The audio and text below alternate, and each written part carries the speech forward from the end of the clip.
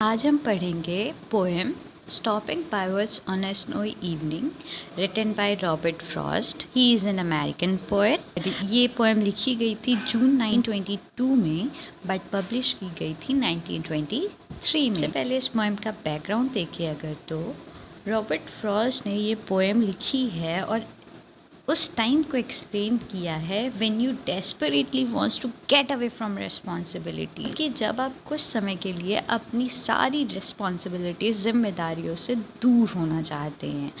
जैसा कि कभी कभी आप फील करते होंगे जब ज़्यादा इलेक्ट्रॉनिक गैजेट्स या सोशल मीडिया में आप टाइम स्पेंड करते हैं तो at a particular step of life we use to think कि हमें बस अकेले रहना है और वर्ड को, खुद को, हर चीज़ को अच्छे से एग्जामिन करना है, वो भी कैसे, साइलेंटली। इसी थिंकिंग को पोएट ने, रॉबर्ट फ्रॉस्ट ने इस वर्स में, इस पोएम में समझाने की कोशिश की है। अब हम पढ़ेंगे फॉर्म ऑफ पोएट्री, मतलब ये लिरिक पोएम है जो कि सबसे पहले पब्लिश की गई थी न्यू रिपब्लिक में, वो 1923 में, बट फिर से ये रीपब्लिश हुई बाद में रॉबर्ट फ्रॉस्ट के पोएम्स के कलेक्शन न्यू हैम्पशायर में, और उसी साल पब्लिश हुई थी यानी 1923 में ही। इसके लिए रॉबर्ट फ्रॉस्ट को पुलिट्ज़र प्राइज़ में मिला था और इस पुलिट्ज़र प्राइज़ से इनकी वर्ल्ड वाइड रिकग्निशन हुई थी एज एन अमेरिकन राइटर और पोएट। लिरिक पोएम क्या होती है? तो lyric poem is a poem in which the poet either expresses his feelings और इमोशंस, मतलब पोएट अपनी फीलिंग्स और इमोशंस को एक्सप्रेस करता है, वो भी कैसे? Bye setting a character in the first person, musical quality और मेलोडी। इसलिए अब जानते हैं अबाउट द पोएट। तो पोएट कौन है? रॉबर्ट ली फ्रॉस्ट हैं।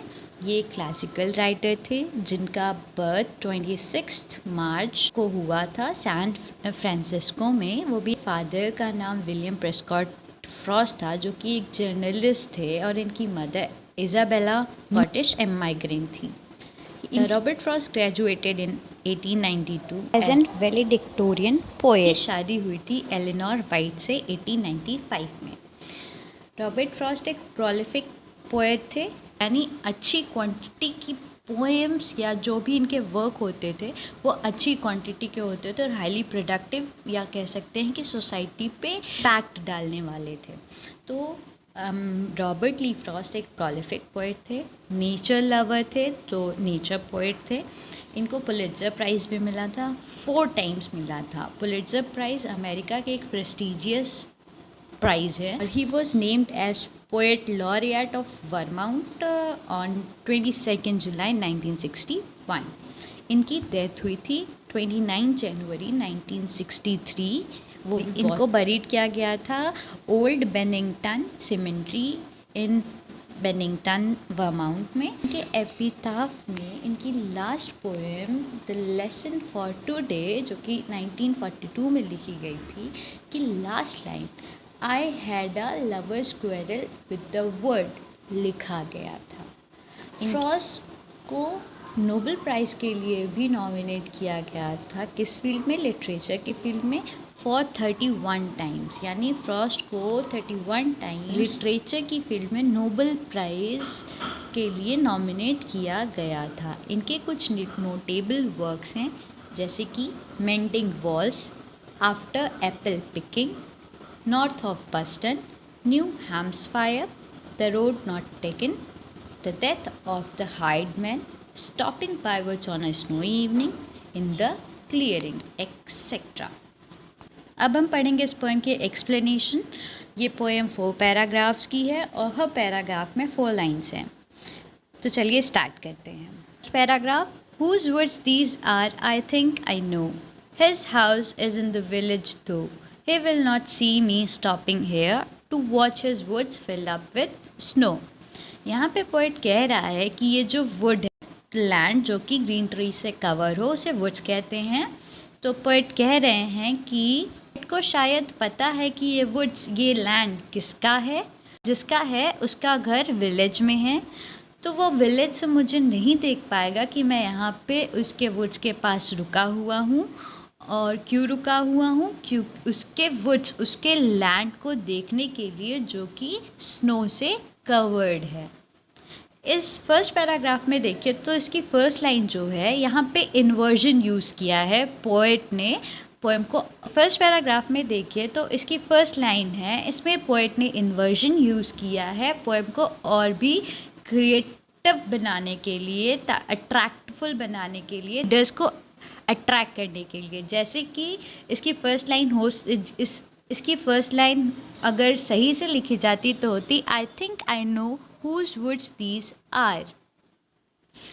और इसकी जो लास्ट लाइन है to watch his words fill up with snow, यहाँ पे हाइपरबोल का यूज़ किया गया है जिसका मतलब कि किसी चीज़ को बढ़ा चढ़ा कर बताना, जैसे जो कि वर्ड्स में स्नोफॉल को बताया है वो बहुत ही बढ़ा चढ़ा कर बताया कि उसका जो लैंड है, एरिया ऑफ लैंड, वो पूरी तरह से स्नो से कवर्ड है। अब second paragraph, my little horse must think it queer to stop without a farm house near between the woods and frozen lake the darkest evening of the year. यहाँ पे इस पैराग्राफ से पता चलता है कि पोएट अकेला नहीं है, उनके साथ एक उनका हॉर्स है और उसको वो प्यार से लिटिल हॉर्स कहते हैं। पोएट कह रहे हैं कि उनका जो लिटिल हॉर्स है वो बहुत ही अनयूजुअल और ऑड फील कर रहा होगा। क्योंकि वो वहाँ पर रुक गए हैं जहाँ पे आसपास कहीं पे फार्म हाउस नहीं है और वो जहाँ पर रुके हैं वो उसके एक तरफ वुड्स हैं, मतलब कि वो एरिया ऑफ लैंड है जो कि कवर्ड है ग्रीन ट्रीज से, और दूसरी तरफ फ्रोजन लेक है। विंटर का टाइम है तभी स्नोफॉल हो रही है, तो वो दूसरी तरफ कोई लेक थी जो कि विंटर के कारण अब उस रही है और इसलिए उसे फ्रोजन लेक बोला गया है। और ठंड है, ये हमें विंटर का टाइम है, ये हमें कैसे पता चला? सेकेंड पैराग्राफ की लास्ट लाइन से, darkest evening of the year, जिसका मतलब ये तो कि विंटर सोलिस्टिस को रिप्रेजेंट करता है, that is on 22 of December. Paragraph के फर्स्ट लाइन में पर्सोनिफिकेशन का यूज़ किया गया है, मतलब कि एक हॉर्स को ह्यूमन की क्वालिटी दी गई है, सोचने की। Gives his harness bells a shake to ask if there is some mistake, the only other sounds the sweep of easy wind and downy flake।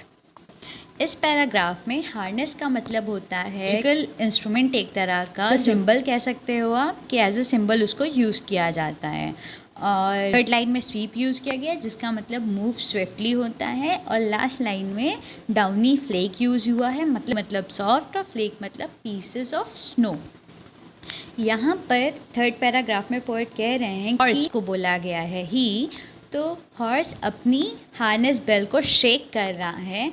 ये किस लिए शेक कर रहा है? ये पूछने के लिए कि कहीं कोई उससे मिस्टेक तो नहीं हो गई है। अब ये मिस्टेक क्यों हुई है? क्योंकि आसपास उसको क्यों ऐसा लग रहा है? क्योंकि आसपास कोई फार्म हाउस नहीं है।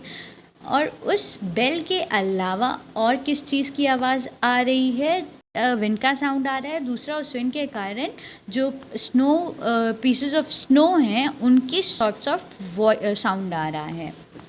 पैराग्राफ में अगर आप देखिए तो यहाँ पे एलिटरेशन का यूज़ हुआ है, जैसे कि एच का बार बार प्रोनाउंसिएशन आया है ही हिज हार्नेस में।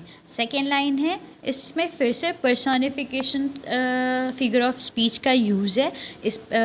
क्योंकि हॉर्स को फिर से ह्यूमन क्वालिटी दी गई है पूछने की। एक ही मीनिंग के दो वर्ड को यूज़ किया गया है जिसको हम लोग कहते हैं ओनोमेटोपिया।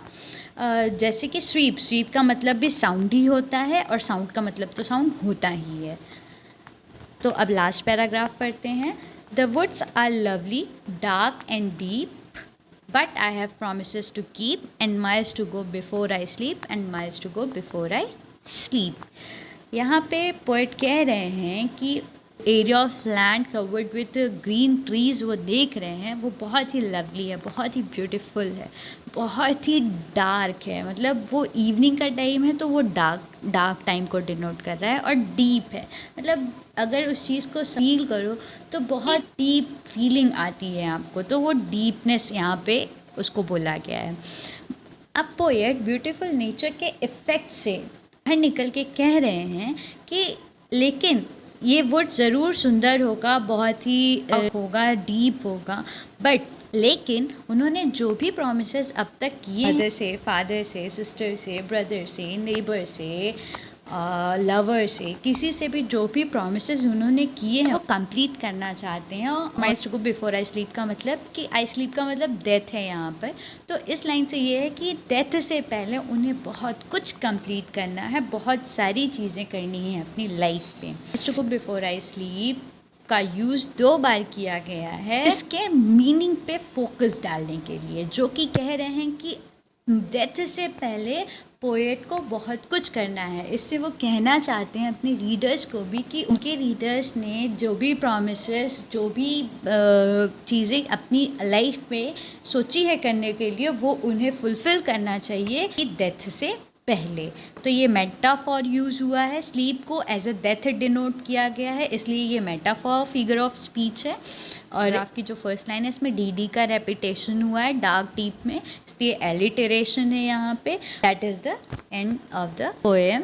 और इस पोएम की जो लैंग्वेज है वो बहुत ही सिंपल है विद डीप मीनिंग। बहुत सारे सिम्बलिक वर्ड्स यूज़ किए गए हैं, जैसे कि मायस जिसका मतलब जर्नी ऑफ लाइफ है और स्लीप का मतलब डेथ है। फ्रेंड्स, अगर आपको ये वीडियो पसंद आया हो तो आप लाइक, शेयर, कमेंट तो ज़रूर ही करें, पर सब्सक्राइब करना बिल्कुल भी ना भूलें। Bye bye.